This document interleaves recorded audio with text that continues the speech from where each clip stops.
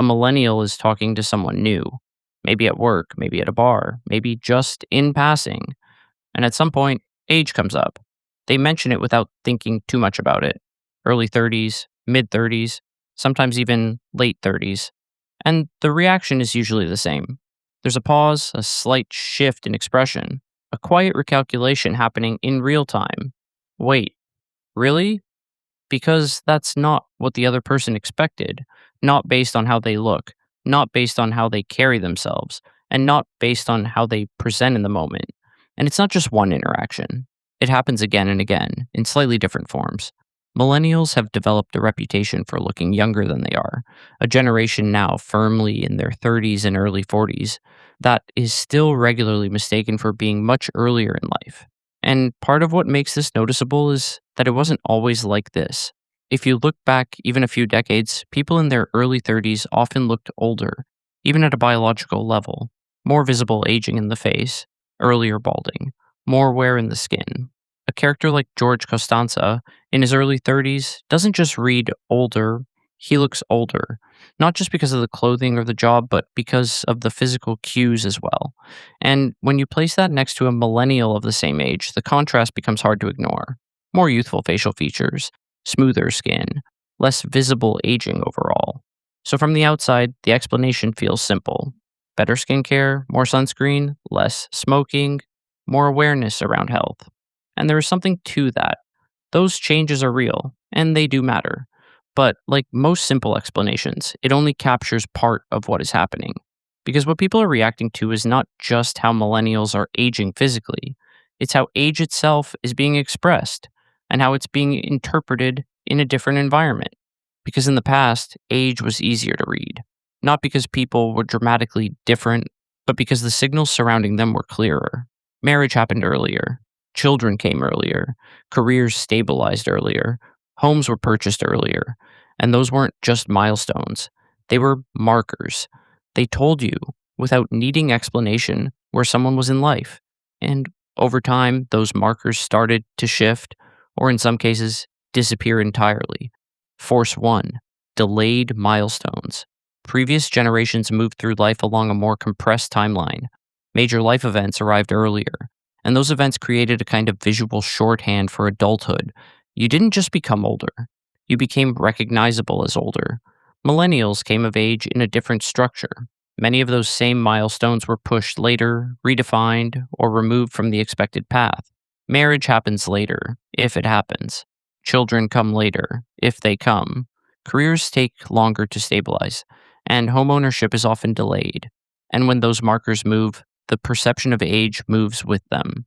Because if the signals we associate with adulthood are not present, the person doesn't fully register as being in that stage of life.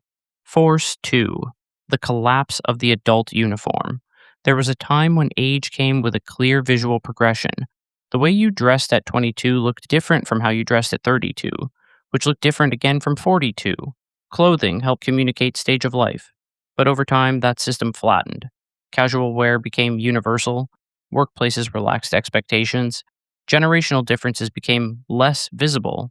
Now, a 35-year-old and a 25-year-old can walk into the same room wearing almost identical outfits. And when clothing no longer signals age, it becomes harder to distinguish between life stages at a glance. Force 3. Digital life preserves youth identity. Previous generations moved through identity in more distinct phases. They adopted new roles and left older versions of themselves behind. There were clearer transitions between who you were and who you became. Millennials experienced something different. They grew up online and then continued living within the same systems. The same accounts, the same humor, the same references, often carried forward over long periods of time. Instead of shedding earlier versions of themselves, they carried them forward. And that continuity changes how age feels, because rather than becoming someone entirely new, they remain connected to who they've always been, which subtly reinforces a more youthful presence. Force 4. Reduced visible aging. This is where the physical contrast becomes more noticeable. Not because life became easier, but because the conditions that visibly age the body changed. Less smoking, less prolonged sun exposure, less physically demanding day-to-day work. At the same time, more time indoors, more controlled environments, and more consistent access to basic health and skincare. And over time, those differences add up. The result is not the absence of aging, but a softer version of it, with fewer of the cues that traditionally signal age at a glance, which means that alongside the cultural changes, there's also a subtle biological shift. Millennials don't just present younger. In many cases, they actually do look younger. And alongside all of this, there's a smaller shift happening in the opposite direction. Younger generations sometimes present as older than expected, more defined aesthetics earlier, more intentional presentation, more exposure to adult coded styles. So you end up with an unusual overlap.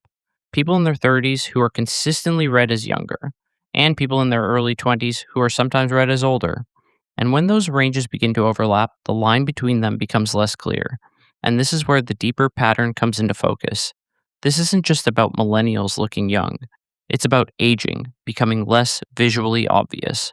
The markers that once made life stages easy to identify are no longer as immediate or consistent.